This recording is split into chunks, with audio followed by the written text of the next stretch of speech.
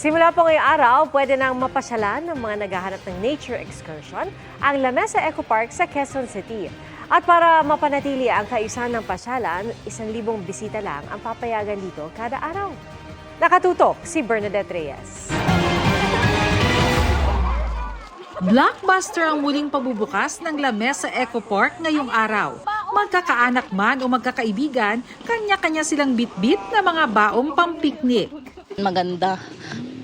Ngayon po, kahit saan ka pumunta, may makainan na maayos po. Bukod sa maaaring pagmasda ng mahigit 200 species ng flora and fauna rito, marami rin ang nadagdag na atraksyon tulad ng paintball, archery at wall climbing. Malinis tsaka maganda.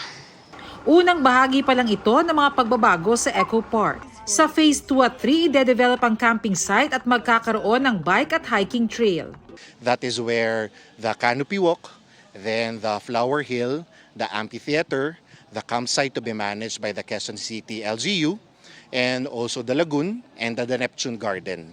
Para mapanatili ang biodiversity sa lugar at kaayusan ng park, lilimitahan sa 1,000 ang maaaring bumisita kada araw, mula alas 7 ng umaga hanggang alas 4 ng hapon.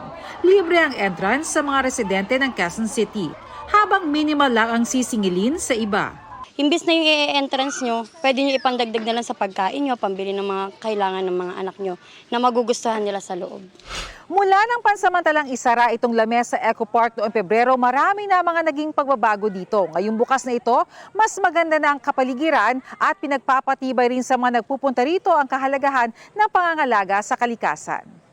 Kailangan po sa bawat po halaman, puno o hayop na ating makikita, ito po ay ating pangangalagaan. Hindi po natin sasaktan, hindi po natin huhulihin, hindi po natin puputulin. Para sa GMA Integrated News, Bernadette Reyes, nakatutok 24 oras. Mga kapuso, patuloy na tumutok sa mga balita. Mag-subscribe sa GMA Integrated News sa YouTube. Sa mga kapuso abroad, samahan niyo kami sa GMA Pinoy TV at www.gmanews.tv.